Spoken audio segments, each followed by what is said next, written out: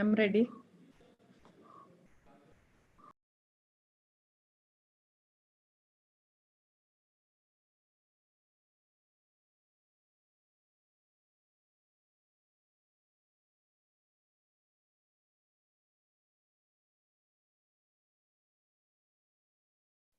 Good evening, Shari ma'am. Welcome to the program.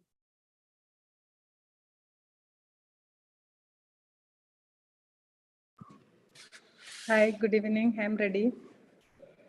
Yes, ma'am. We will start the program now. Good evening, madam. Good evening. Good afternoon, ma'am. Hi, good evening. Good evening. Hello. Am I audible enough? Yes. Yes. Hope I'm also audible. Can start now. Yes, ma'am. You're audible. A very warm greetings to each and every one of you. It gives me an immense pleasure to welcome you all on behalf of the Kristu College of Management Technology, Changanacherry, Kerala. Kristu College of Management and Technology, Changanacherry 14, was established in 2002. It is a self-financing college affiliated with Mahatma Gandhi University and is recognized by the All India Council of Technical Education, AICTE, New Delhi. I'm Needhamar Thomas, the MC of the event. On behalf of the organizing committee, we extend our appreciation for your valuable presence today. Faculty Development Program is designed to provide faculty members the skills and knowledge that they need to be effective researchers, educators, and leaders in their field. As today is the fourth day of FDP, the session will be handled by Dr. Baby Shari, the professor, Department of Psychology, University of Calicut. The topic for today is modern trends in inclusive education. Now we are about to start the session. Before we begin, I would like to remind certain things regarding FDP. They are: the program will be recorded and live streaming will be provided on the YouTube channel. So participants who couldn't join the Zoom meeting can listen to the YouTube streaming. You can also ask the queries to a resource person by using the Q&A session at the end of the session. Delegates are requested to kindly wait till the end of the session. Feedback forms will be provided at the end of the session. Please make sure that all should fill the feedback forms of all 5 days in order to get the certificates. Now I invite today's moderator, Ms. Irene Joseph, to introduce our distinguished resource person. It is with utmost privilege I'm here to welcome our speaker of fourth day of 1 week faculty development program, Dr. Baby Shari PA. To have a quick route of Dr. Baby Shari's educational steps in the field of psychology, she pursued her BA from Union Christian College, Alua. She was graduated in MA from University of Calicut with first rank. She achieved her PhD from University of Calicut in 2004. Currently, she is working as a professor at University of Calicut. The following are the spotlighted positions held by Dr. Baby Shari. She has held the positions of Senate member, chairperson in Board of Studies of Psychology, head of department, and elected member in Academic Council at University of Calicut. She was a resource person at UGC, HRDC, SCRT, NCRT, SSA, CMAT, and KILA. She has been a member of Board of Studies in Rajiv Gandhi National Institute of Youth Development, Chennai, Kannur University, Sri Changanacherry University of Sanskrit, Kaladi, Central University, Tamil Nadu, and St. Agnes Autonomous College, Mangalore. She had published a book, 14 journal publications, 15 conference papers, 10 chapters in edited books. She has done 100 plus paper presentations, 100 plus keynote addresses, organized 200 workshops. Her honors and awards include Innovative Research Award in 2019 and Best Extension Work Award in 2017 by Indian Academy of Applied Psychology, Indian Council of Social Science Research Project, Sarva Shiksha Abhiyan Kerala Research Grant, and Sarva Shiksha Abhiyan Wayanad Training Grant are others.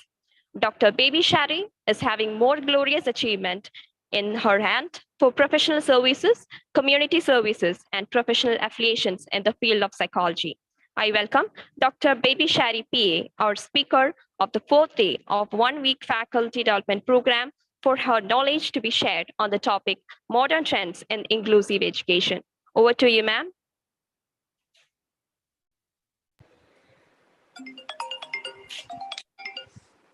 Thank you.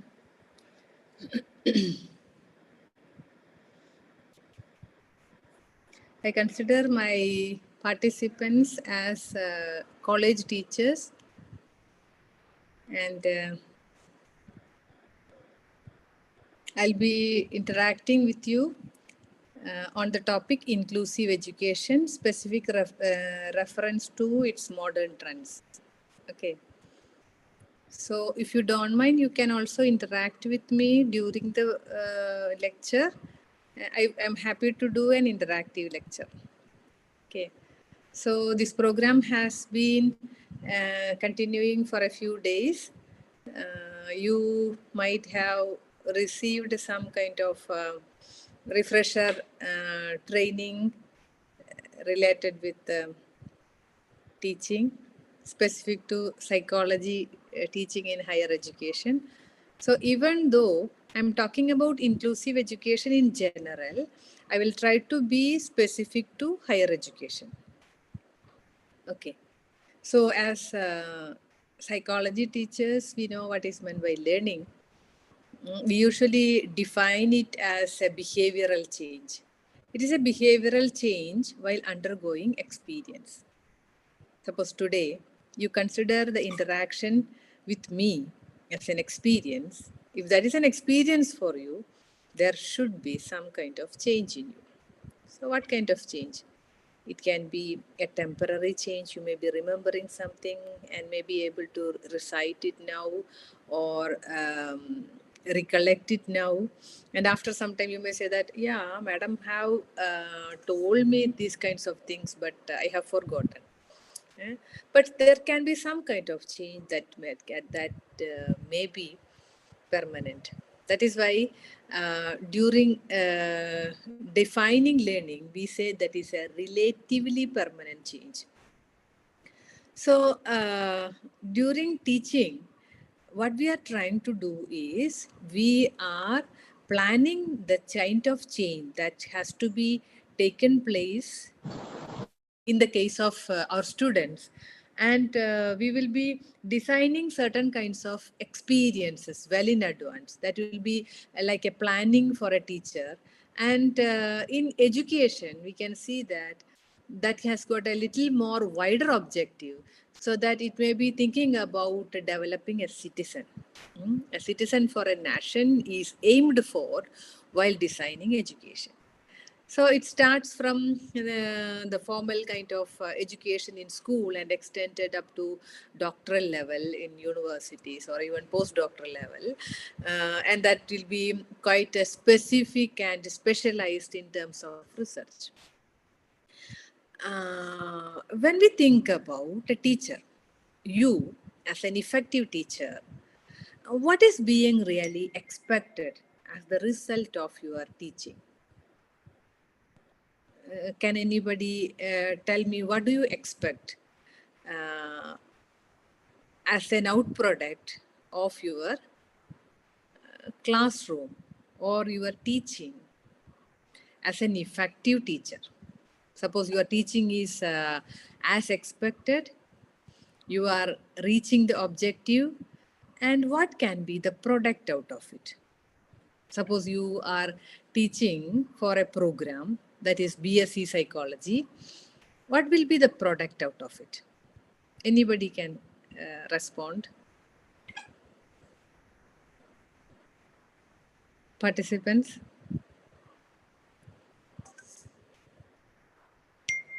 What can be the product of, or a student after their higher secondary is joining for a UG program and they will be coming out after the 3 years UG program.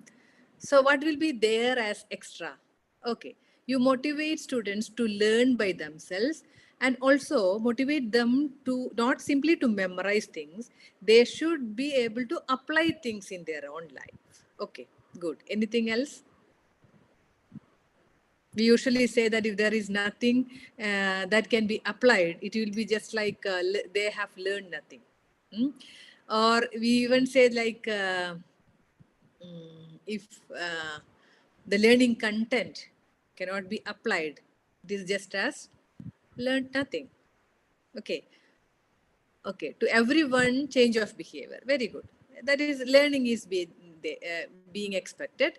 And that kind of change will be something that is being expected. Good. Good.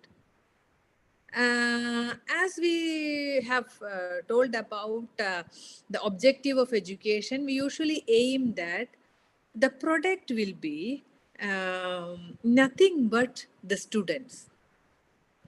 The students have joined for the program and the students will be coming out. The change that is already there in their behavior will be the product. So the product is not simply the certificates. The certificates and grades will be sitting somewhere idle and it cannot go to the community and interact with people and utilize the skill that you have taught. Okay, only the student himself or herself can go to the community and the kind of learning can be utilized by the society. So, the kind of learning that is already there in the student will be the product. And think about the situation. A student has completed graduation and he or she is 20 years old. And for the past 20 years, 2 decades, where should have been the student have utilized their time or spent their time? They might have spent their time with their friends, with their family, with their teachers, in the campus or outside the campus. But most of the time of their life might have been spent in the educational institution. Suppose a 21-year-old youth is not able to understand properly what is meant by lady, what is meant by opposite gender, what is meant by environment, how environment has to be protected, how waste has to be managed, how far people are different from myself and my community, how far culture has to be respected, how far I have to be utilizing my scientific temper so as to understand the event around myself. How far the person is not able to understand human rights, child rights, or the rights of different groups.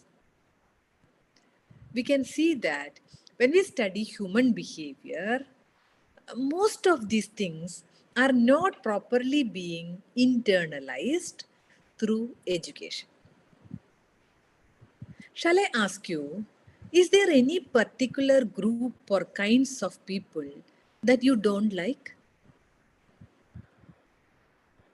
Is there any kind of people or group or category that you don't like? Can you suggest? Yeah, you can put in the chat box. Quick, please. Or you can unmute and give answer. Any kind of group, category of people that you don't like. Tell me.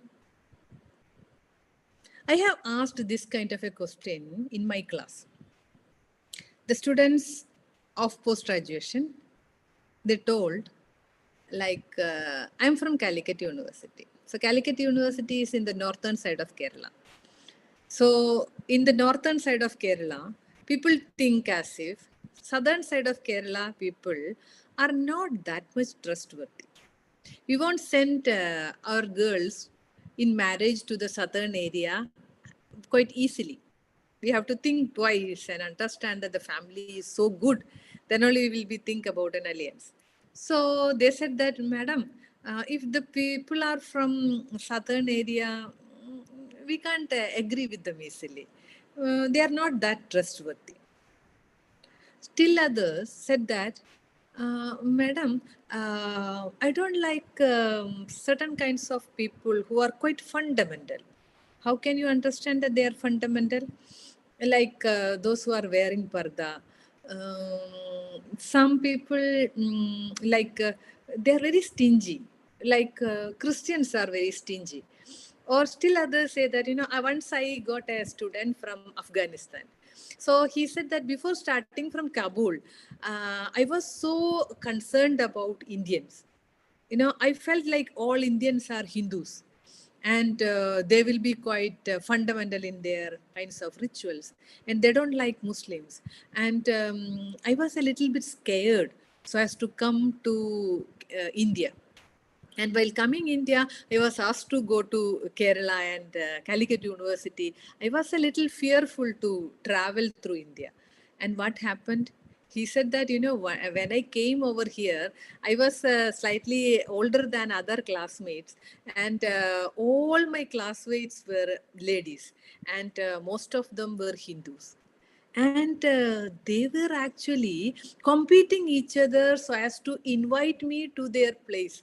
And when I went over there, sometimes these girls are a little bit poor, and they don't even have much facilities to accommodate a foreigner for a few days. So what they did was they were giving me their own bedroom. They were preparing me the dishes that I like, and they were preparing non-veg as I prefer, because I don't like much more spicy food and all.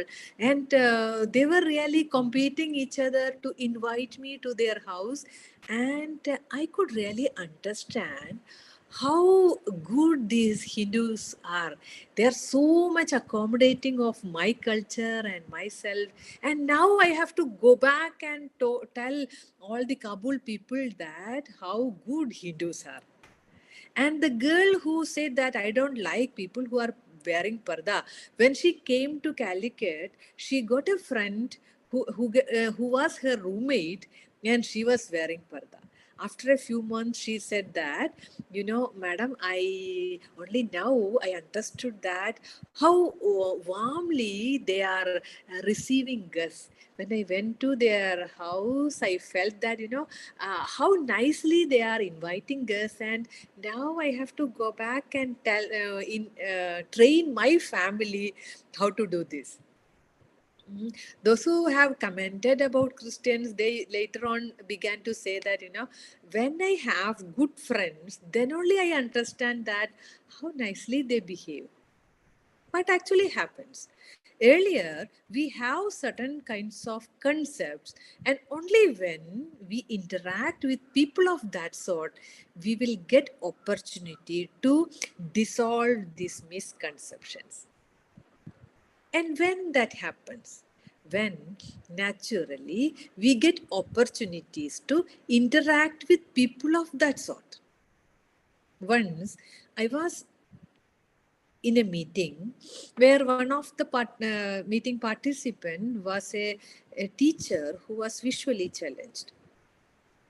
So tea was served, and when the tea was served, somehow that's from the sound of placing that cup itself, that visually impaired teacher, he could understand that, okay, tea was served. He said, oh, tea was served, no? Yes, I said, yeah, sir, I had given him the cup of tea. And when I was returning back, I was thinking that later on, the snacks also were served. I was engaged in the meeting and in the discussion. I have forgotten that I have to take the snacks and give this visually challenged teacher. Uh, why that was forgotten? It is because I didn't have a friend of that kind when I was studying in school. Sometimes we will find it very difficult to touch people who are mentally challenged, touch people who are having mental illness.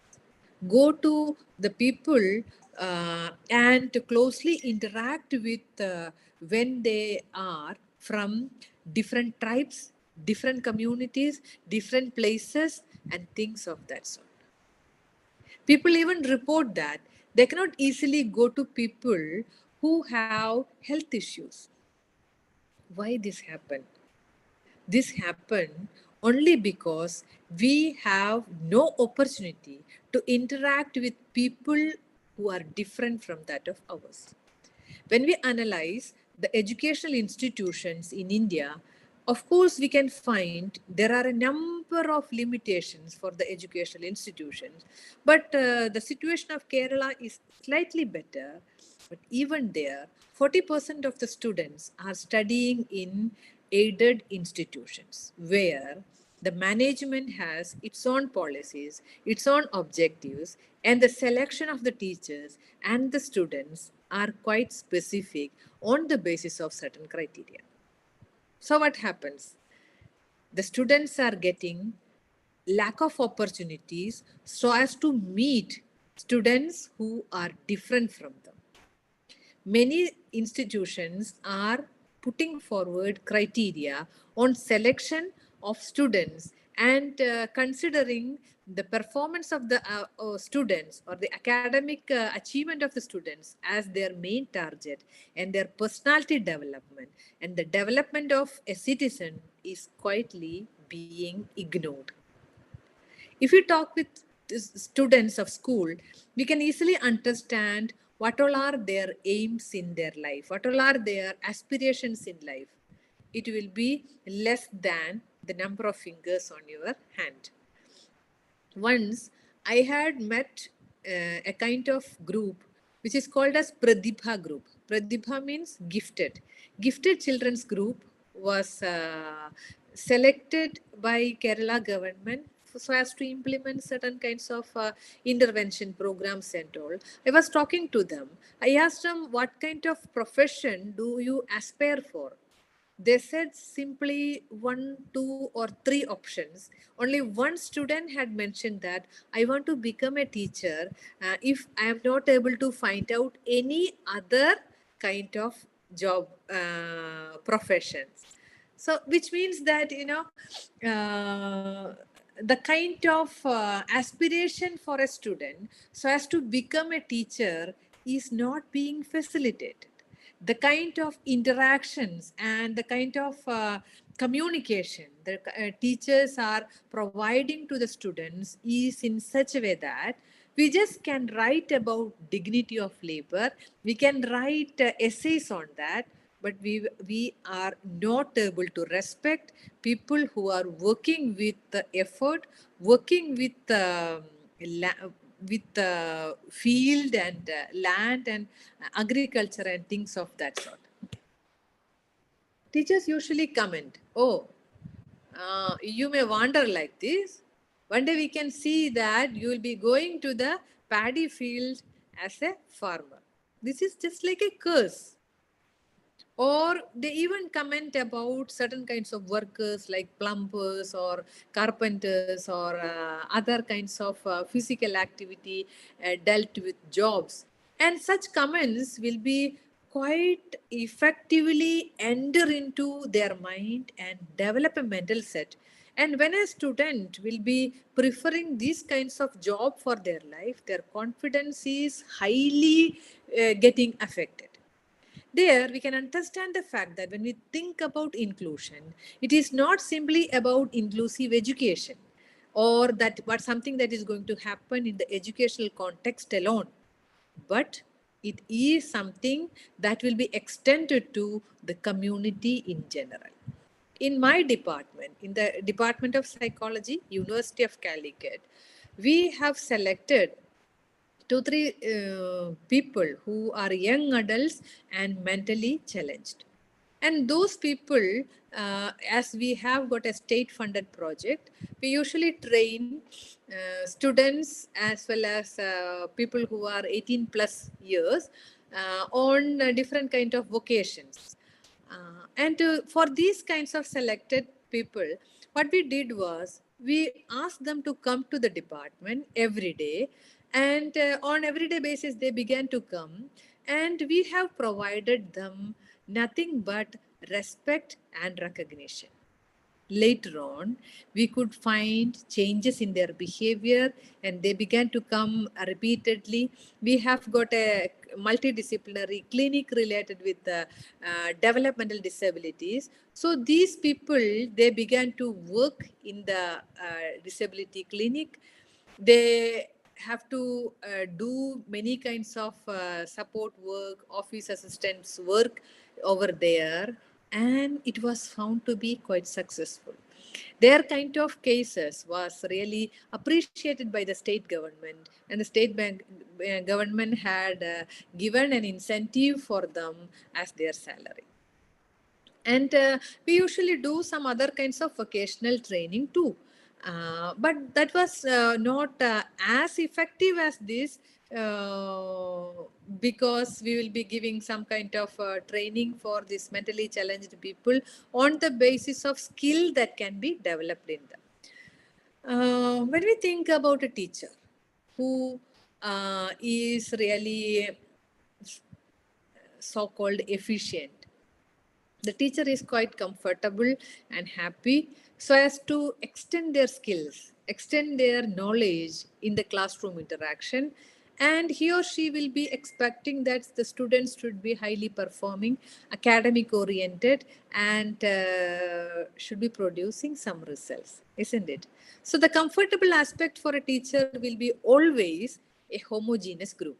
If the group is comfortable in terms of intelligence, in terms of interactive skills, in terms of communication skills, the teacher is very happy. But suppose you have got students who are physically challenged, who are visually challenged or hearing impaired, who are having health issues, who are having communication difficulties, who are different from others in terms of color, in terms of caste, in terms of creed, in terms of different other kinds of varieties. How the teacher can deal with the situation? Of course, there comes difficulty. That is a complex situation. The kind of skills that is already there is not enough so as to deal with the situation. So teachers usually say that, what is wrong? If students are from different community, is that okay? I'm okay with that. I can accept them very easily. Like without your awareness also, many things will be taking place in the class. Why? The dropout rate is much more in the case of students of minority or SC/ST communities. Why they are dropping out? Why they say that we are not that much interested in studies? Is it because they have less motivation? Is it because of some kind of factors related with the college or the institution? Why certain people are more motivated to studies and will be coming forward and having skill to impress you and to perform? Do you really agree, or do you really support reservation policy? Reservation is there in terms of selection for the programs and also for the job purposes. Do you really agree that? If so, why?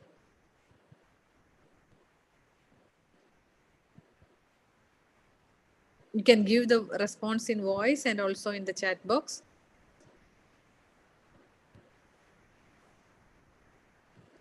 Quick, please.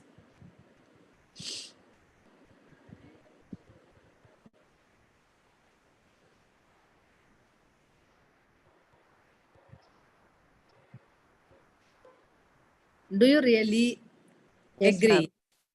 Yes, ma'am. Why? It's a very debatable topic. However, I feel like in certain situations, we need to have a positive discrimination so that people of the disadvantaged community also have an opportunity to come forward, so that to make sure that everyone is getting an equal platform. Otherwise, they are not going to come forward because you are somebody who is appreciating the that kind of an approach. Then why do you say this is a debatable topic? Like you feel because there are so many of them. So many of the people actually protest against that because maybe people of the general category may feel like they are not getting the equal opportunity, so they might go against that. That could be a problem. Okay, some people say that there comes an opposite side of the coin, and what should be the approach of a teacher? Suppose you are the head of the institution and you have to implement reservation policy, and so many other people in the general category are waiting, but still you are bringing somebody from the lower side of your rank list to so as to provide seats. It can be for a job purpose, and it can also be for a education purpose.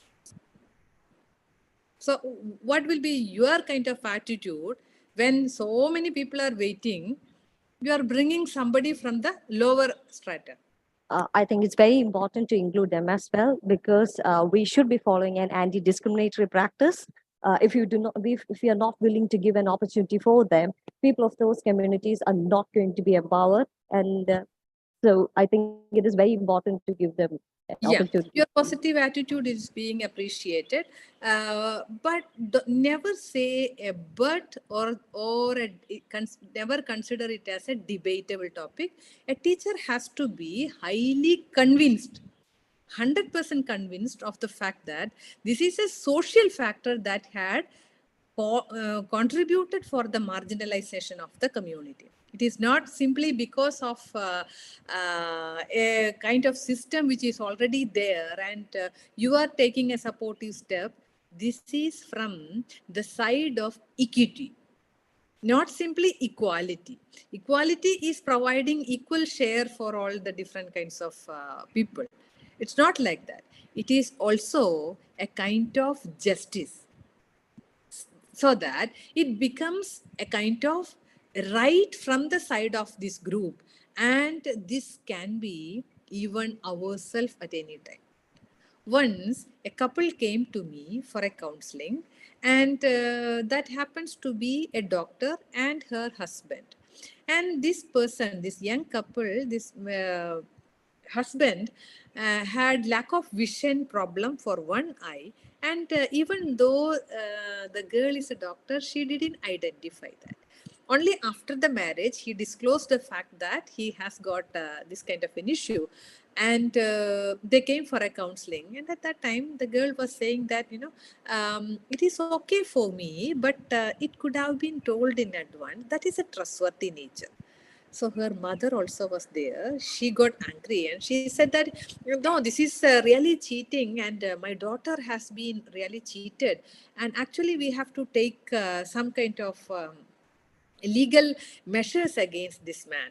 So then this lady told me, like, Madam, I'm coming from medical college, Calicut Medical College, and if I am posted in the casualty for a half day, I would have been considering, or many people would have been coming to me, and it can be roughly more than 500. And all those people will be telling me, Madam, minutes before, hours before, I was not like this.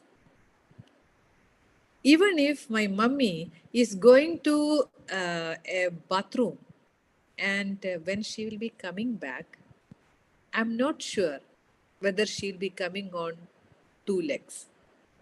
So the chance factor is only that much. The chance factor is so critical, so that at any time, anybody can become differently abled. When we consider disability, we can find number of people of that sort. People who are having health issues, people who are bedridden, different kinds of impairments. And in the social aspect also, when we consider inclusive education, it shouldn't be limited to differently able people. There are a number of marginalized groups that have to be considered. When I talk about southern states of India, we can see that from the northern side, so many people, especially people of poor category, are coming for many hard labor related works to this place. In Kerala, these Keralites usually call them Bengali. Even though they are not coming from Bengal, they may be coming from different state. Many a time they come with family. What happens to their children? Do you think they don't have right for education? They have to. So in Kerala, they are being identified. They are invited to come for education and they are brought to schools. But the teachers are not enough talented enough to train them in their own language. Our teachers will be talking either in English or in Malayalam. And these children, they don't know any language other than their mother tongue. At home, they'll be very comfortable. When they come to school, how can they understand things? When they teach tribes in their elementary education, how can they understand things that are being transacted? Of course, we are in need of support teachers, resource teachers, and other resources, new pedagogy, so as to bring this variety of groups to education. That happens to become their right. But when we talk about higher education, we can find that many a time we are not getting this kind of variety in our classroom. Why? Why this happens? Once, being the director of research, I was discussing about different kinds of issues that is there between teacher and student in the research area. And teachers from different kinds of research institutions were the participants in the program. So one teacher was telling that, teacher, in universities you may have issues like that. In my college we don't have issues of that sort. There is no issue between teacher and student in the research area. Why this happen? It happens just because the variety of students are not being attracted to their institution. They select only their own community, people who are financially sound enough so as to pay their fees, so that only the cream layer is being identified. How can you be an effective teacher if your talents and your kind of excellence is not extended to the cross section of the community? When the community has got all these diversified groups, your class also should be having the cross section of that, all the components of the society. Then only your excellence will be really being enjoyed by the community. So if they are not being invited, which means that there comes an exclusion. There is a kind of marginalization from the side of the teachers, from the side of the institution, so that they are never being attracted to higher education. How that can be done? Of course, as psychology teachers, we just have to extend to different kinds of areas. It can be to community, it may be to fishermen community, it may be to tribes, it may be to scheduled castes, it can be to different diversified groups like people of other states who came over here for their work. You can take your students to different kinds of groups. Once, my students had conducted a program for people of a slum nearby. So they went over there and they said that, Madam, we are doing an awareness program. We will be going over there and we'll be talking about drug abuse and how that can be prevented and all. When they went and interacted for 2 days, they came and told me that, Madam, we are in need of a fund so as to think about a lunch program over there, because their major issue is nothing but poverty. How we will be understanding all this? Only when our students will be extended to that kind of part of community, or when they are brought more than or over the boundary of the college, when your kind of talents and skills are allowed to come out beyond the boundary of your campus, then only those kinds of people can be addressed. They will be aware of the fact that they have opportunities in higher education, and psychology happens to be one of those areas where they can flourish their skills. Do you think that only upper class people has got talents in psychology?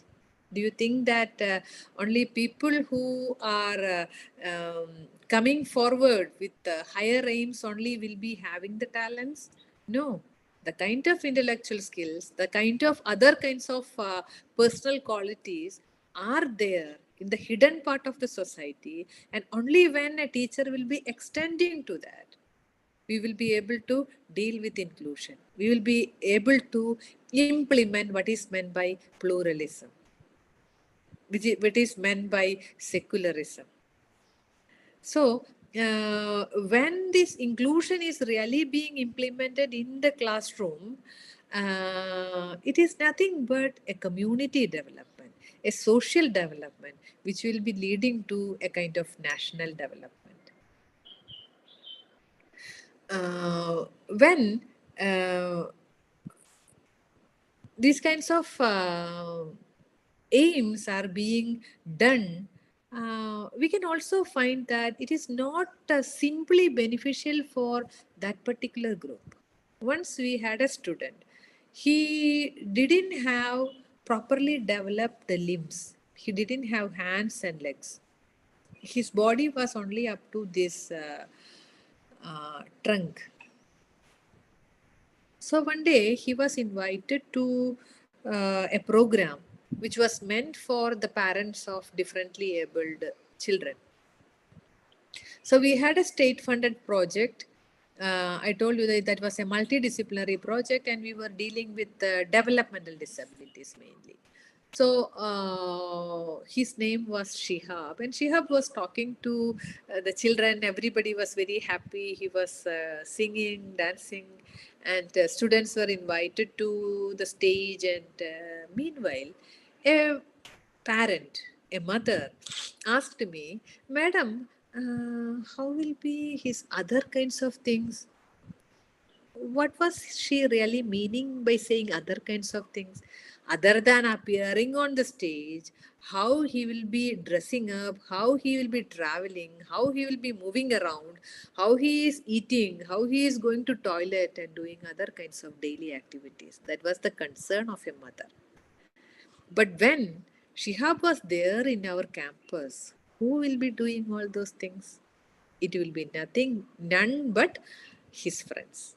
His friends will be naturally coming forward so as to support him, and nobody has to compel them to do these kinds of activities. That will be naturally being done, and slowly that will be their personality development. Where we have to understand the fact that when inclusive education is being implemented in higher education or in any other kind of field, it will be contributing for the personality development of people around. That can be an individual factor and also will be developing or extending to community development. So this happens. During training, I used to ask teachers, suppose you are, you happen to be feeling very lonely. Can you explain the situation? Then the participants will be explaining different varieties of situation.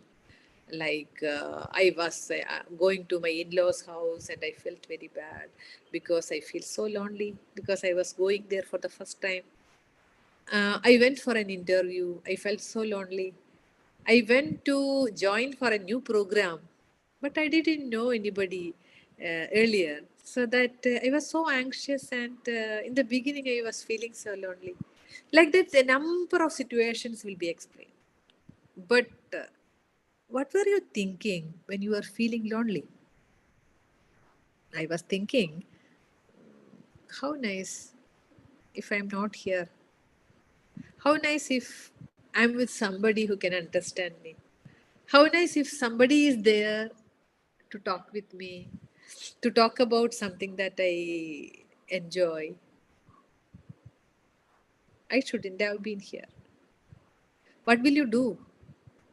Sometimes you will be turning your attention to something else. You may withdraw, you may go back, or sometimes you will be engaging in things like maybe we'll be dealing more with your phone at present, or earlier we'll be dealing with we'll be reading newspapers or reading some news, or we'll be turning your attention to sports, to politics, things of that sort, right?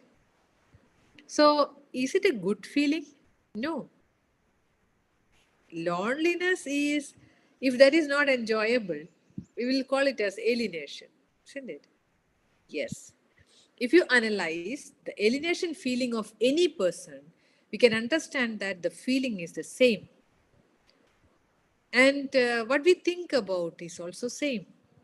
We will feel like withdrawal. We will feel like going away from. We will think about dropping out, isn't it? The same thing can happen in anybody. If we exclude somebody, the feeling will be the same. The kind of thinking will be the same. The kind of behavior may slightly change, but still everybody may not be able to adjust with easily. The coping behavior may not be always positive, which means that when somebody is being excluded, the kind of feeling, the kind of thinking that takes place in them will be the same. So that has to be empathized by a teacher. When we think about the kind of skill a teacher should have so as to deal with inclusion, the first skill has to be empathy.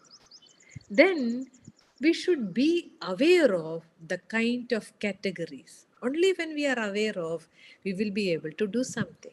The kind of consciousness that we have about a particular kind of category. Being teachers, we should be able to, especially psychology teachers, we should be able to understand different kinds of disabilities, developmental disabilities, different varieties of group, marginalization, and excluded groups should be known to us. The effect, the social effect of these kinds of exclusion should be studied. The social behavior has to be studied. Then only we can use our competency in that. The kind of skill that we need in inclusion is nothing but communication, our interactive skills, and also the readiness to comfort.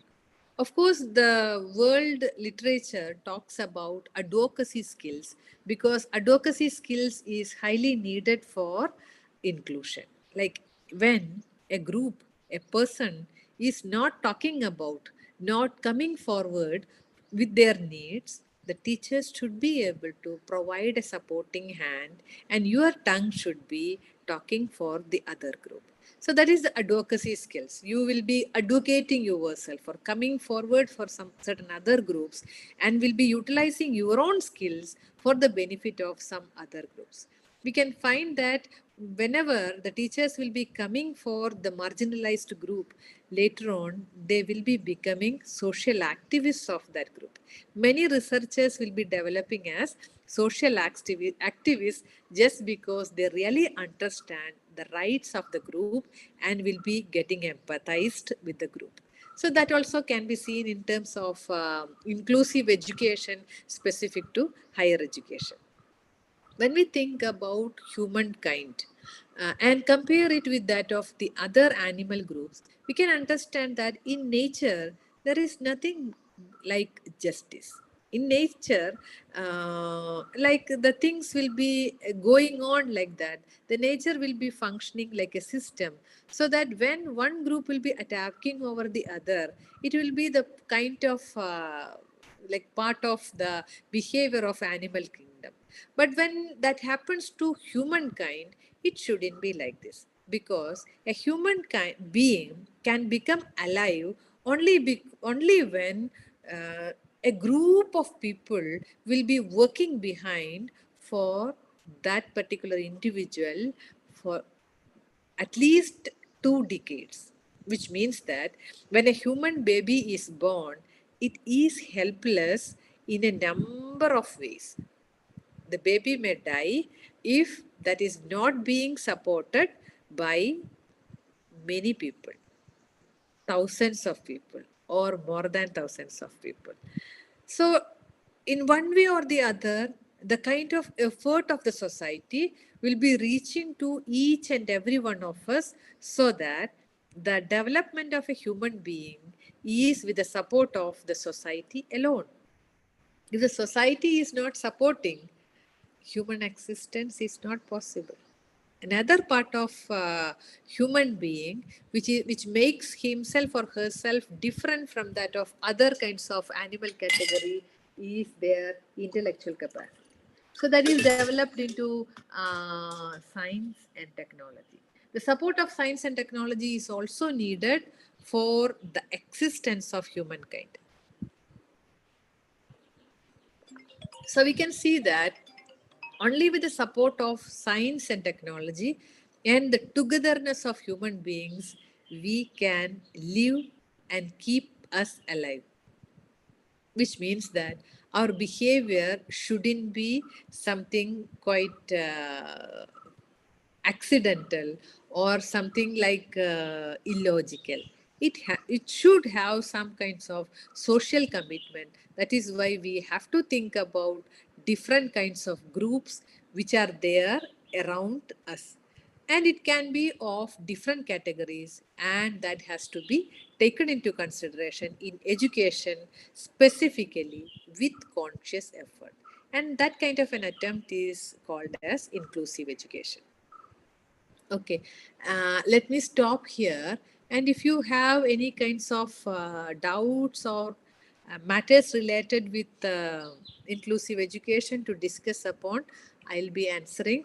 I was just trying to give an overview of inclusive education.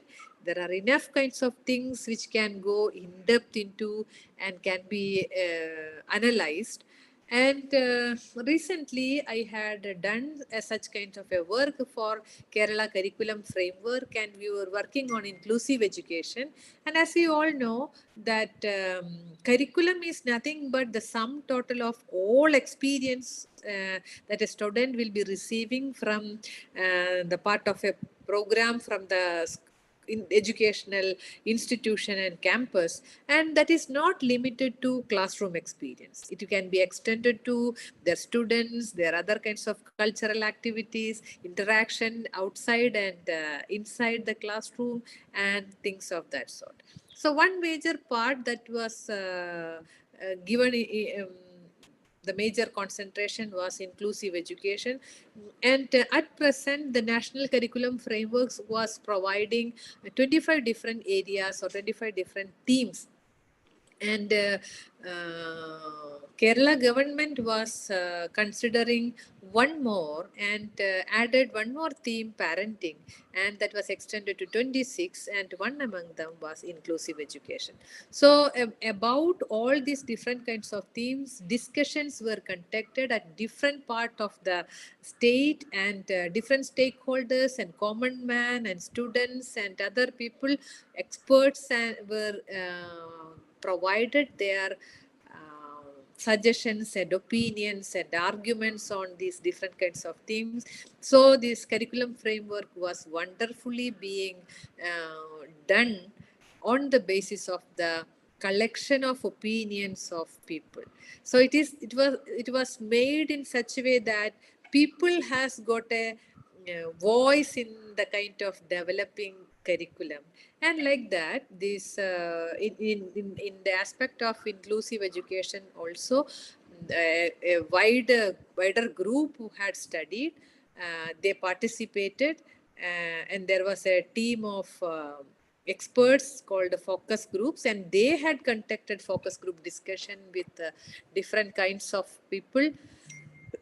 21 different groups had provided their suggestions and opinions on inclusive education, and moreover the general public also had taken part into that.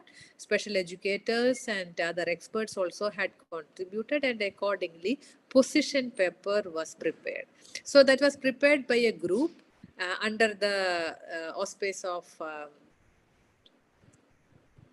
SCRT, and later on that will be extended to the syllabus preparators or the content writers, and it will be on the basis of that it will be being implemented.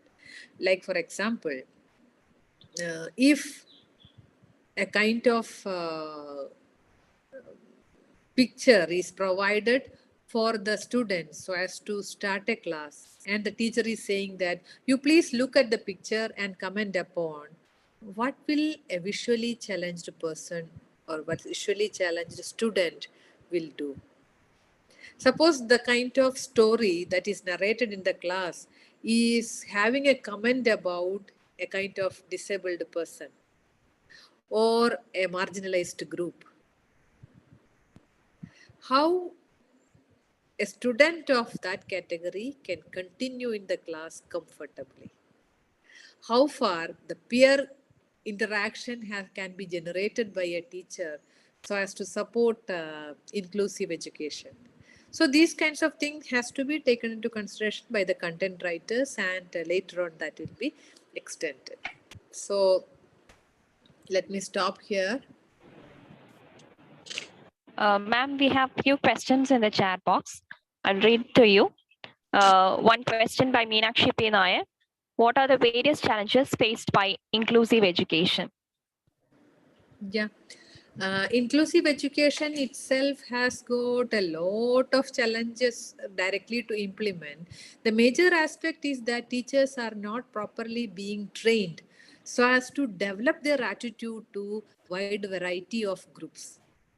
Of course, we can see that even when the teachers are trained in the scientific aspect of education, when they really come to a class, they come with an attitude that I know everything. The ego will work. If that is the condition for a general group, how it can be implemented for inclusive education? Once a student who has got hearing impairment, he was suggested to take a BA English literature. So everybody thought that okay, English literature may be a comfortable area for him because he can easily study language. There is no scientific aspect and all, so as to deal with like that. They thought, but it contained a paper phonetics. Then the teachers couldn't deal with the student. So everybody was compelling him to leave the college and join for some other course. They said that we are aiming for 100% results and that will be affected. If that kind of a, aim is there for school teachers, how can the student continue with the education? Now everybody is running for scribe facility so that mentally challenged students can write exam with the support of another person. And even now, even for the higher education, there come such kinds of demands. I'm not against providing a scribe facility, but think how far we are providing sustainable education. Lack of resource teachers, lack of other resources, increased number of students in a class. The kind of rigid system which does not provide the teacher with freedom to be flexible to deal with the pedagogy. The kind of evaluation system. All these are challenges for the teachers. So the teacher is facing different kinds of issues. Something can be their own personal skills. The attitude is the highest issue. Then the social factors. Then the infrastructural situation. Everything comes as the challenges of teachers when they deal with inclusive education. Ma'am, we have another question. What is the role of inclusive education in modern times? Of course, modern times or earlier, everywhere we need pluralism as our approach. When the government of India will be proclaiming about the diversity, of course, the diversity should be there in the classroom. Suppose a student who is bedridden and he is having a severe ailment, but the student likes to study. The student has to be brought to the class, and it is their right. It has to be considered from the side of justice, from the side of equity. So that happens to become the right of the students. That is the relevance in the modern time. Because the right of every human being, every student has to be taken into consideration in education. Ma'am, we have another question. What is the state of inclusive education in India? Yeah. Current state. The kind of education and its implementation is being analyzed critically in terms of Indian status. We can say that the kind of situation in Kerala cannot be compared with that of other states. The government education that is available in Kerala cannot be compared with that of the other states.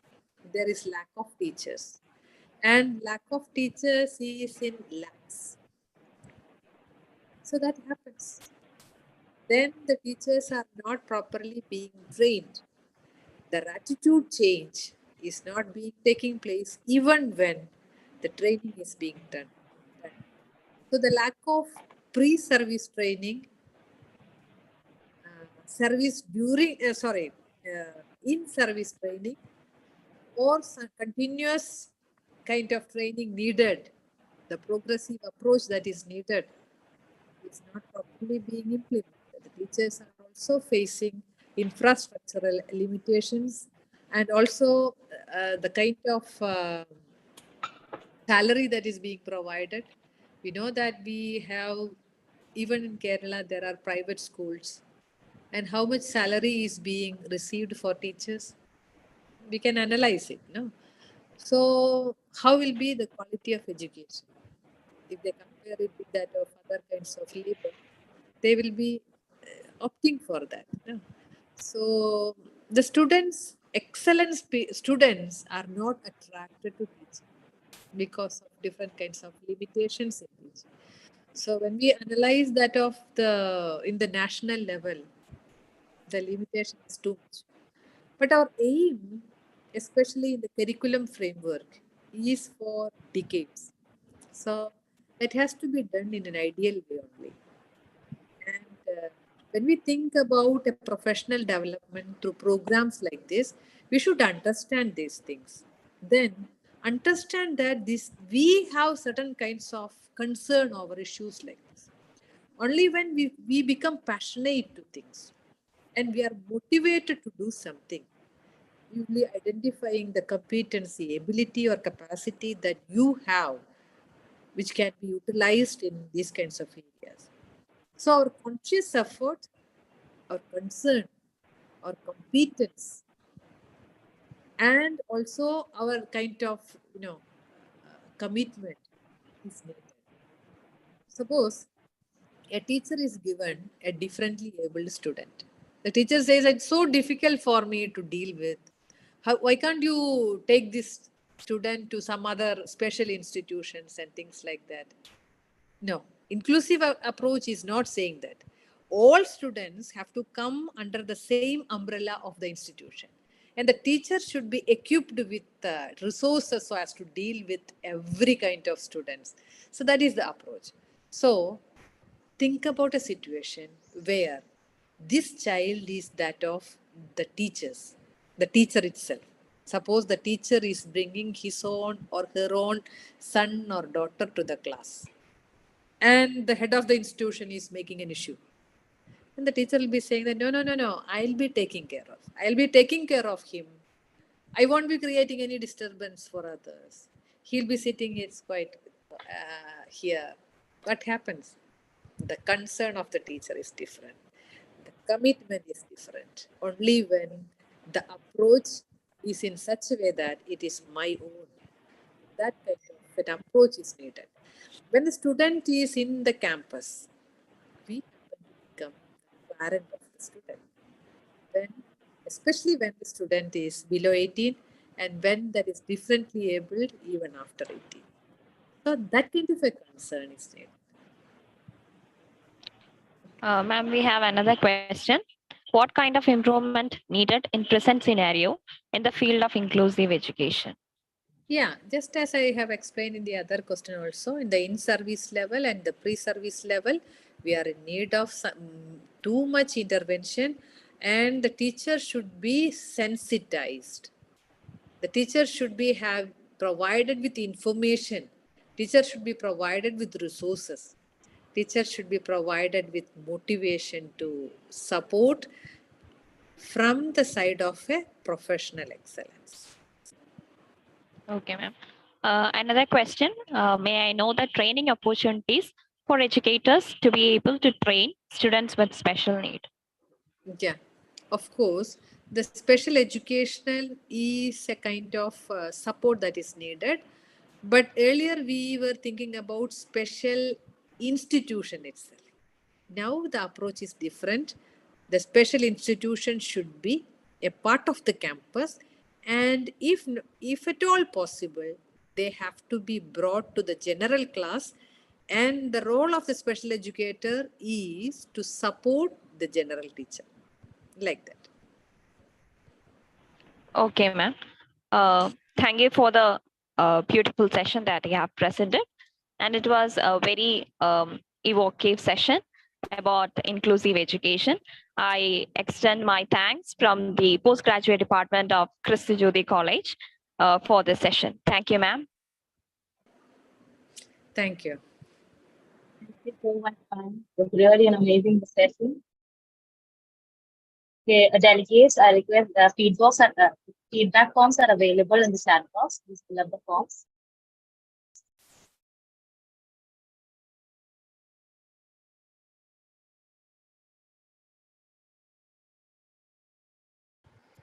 Okay, thank you. Let me leave.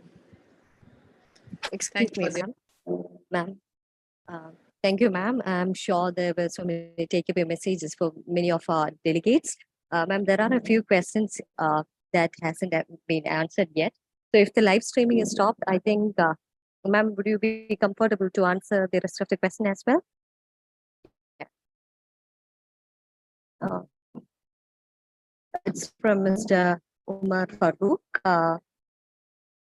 Yeah, ma'am, the problem which I face many times is I suffer a problem of stammering even after taking deep breath. Is there any solution to come out of it? Suddenly it happens from last few years. It is lack of self-confidence or what? Okay. Stammering is usually being studied as a psychological problem.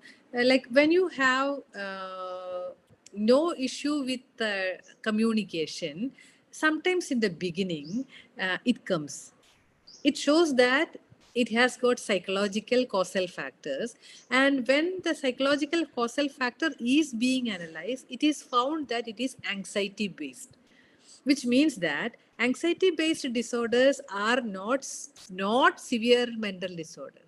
They are very minor issues which can be addressed. Okay, so the thing is that only when you continuously practice and will be overcoming that can be dealt with. Like suppose you are sitting in the shore of a pond.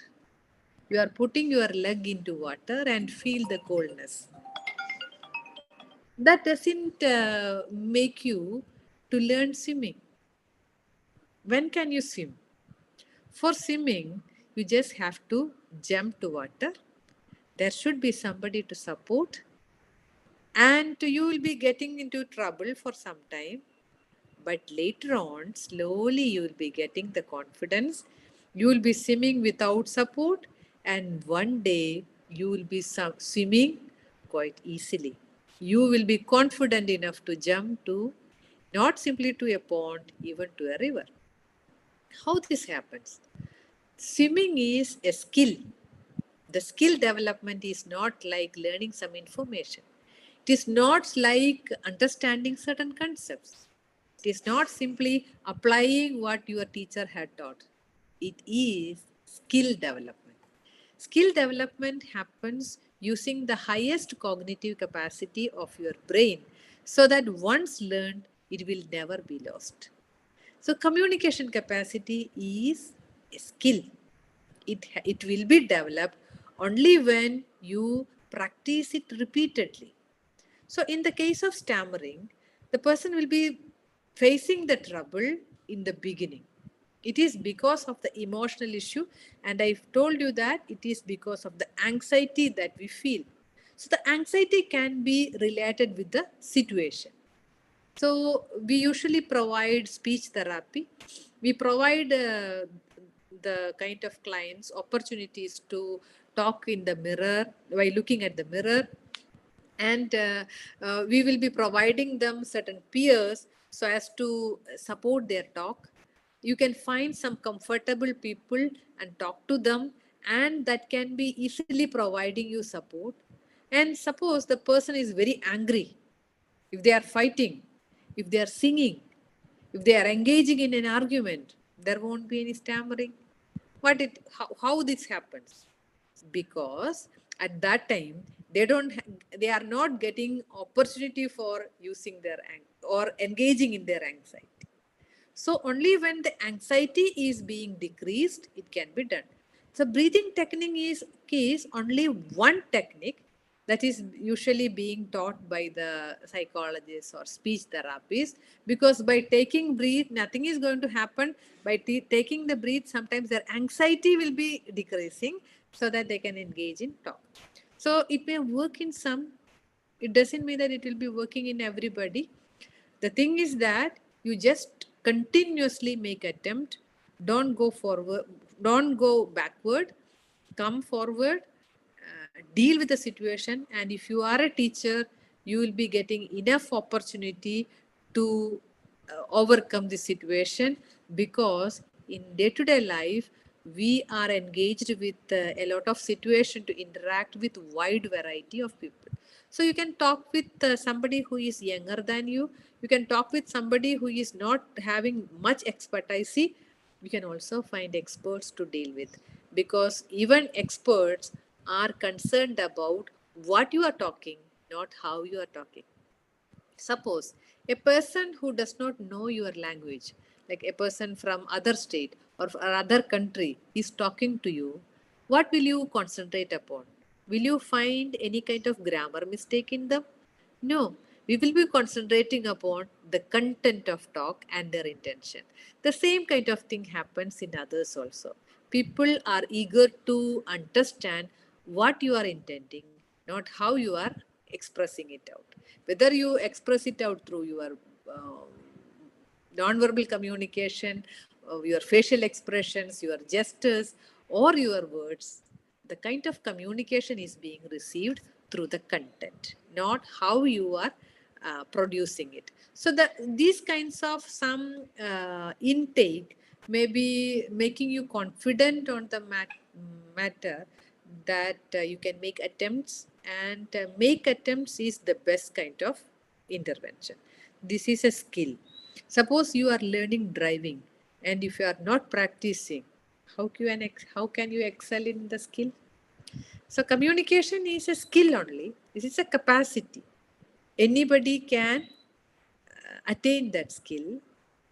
So just because we don't have any neurological difficulty, even when you face stammering, go on talking. That will be the success. You find some good friends to deal with, and if possible, you learn singing. Those kinds of things will work. Thank you. Thank you, ma'am. Dear delegates, we hope we have covered all the questions. Thank you so much, ma'am, for sparing your extra time and for answering. And Mr. Umar Farooq, I hope this answer is okay for you. Thank you. Yeah. Okay, All then. right. Leave. Yes, thank you. Yeah. Thank you. Thanks for the opportunity. We can meet somewhere. Yes, ma'am. Sure. With this, we come to an end of the session. So I'd like to remind you about the tomorrow's schedule.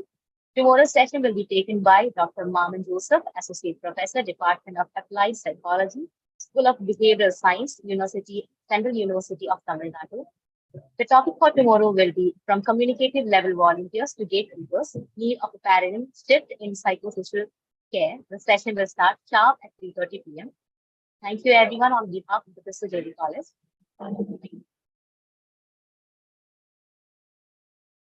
Thank you, delegates. The session will now be closed. We'll be